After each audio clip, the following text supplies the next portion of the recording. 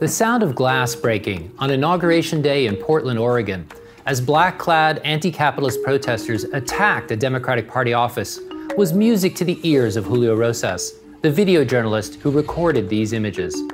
That's because Rosas, who works for the right-wing website Town Hall, specializes in shooting viral video of mayhem at left-wing protests. Within minutes of the vandalism, by a handful of activists who broke off from a small march, Rosas posted his video on Twitter, where it racked up over 1 million views. With his tweet, Rosas had beaten his friend and rival, Jorge Ventura of the Daily Caller, by 6 minutes. But when Rosas joined Laura Ingraham on Fox News that night, Julio Rosas, townhall.com senior writer, giving national attention to what would have been, without his footage, a local news story, Ventura held the camera for the live shot. So they want a revolution. How do you feel? It's just so hard being me. I'm just constantly on primetime TV. As a reporter focused on protest movements, I've been studying video of chaotic events for more than a decade, since I live blogged Iran's disputed election, the Arab Spring, and the Occupy movement. And one thing I've learned is that whether a clip was posted online by a witness in Cairo or Kenosha, it always helps to know who shot the video and why.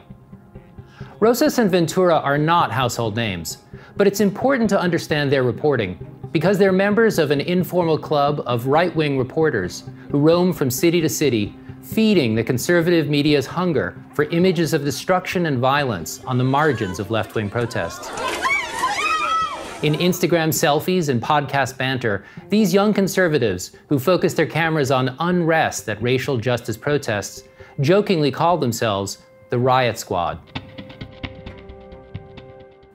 The impact of their work is hard to overstate. Even as they remain relatively unknown, this tight-knit group has produced many of the most viral videos of Black Lives Matter protests over the past year.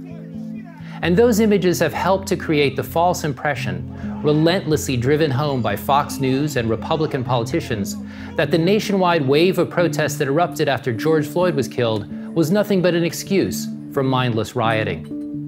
That's not to say that rioting never happens. It clearly does.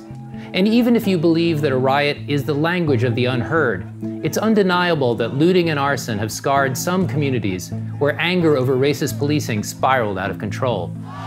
But the broader picture is that the Black Lives Matter protests have been overwhelmingly peaceful. Conservatives like to mock anyone who says that, usually by pointing to isolated images of chaos like those recorded by the Riot Squad, or by cherry-picking misleading data. Republican Senator Ron Johnson recently cited data showing that more than 500 racial justice protests last year turned violent. But Johnson failed to mention that the same researchers counted nearly 10,000 more Black Lives Matter protests that were entirely peaceful.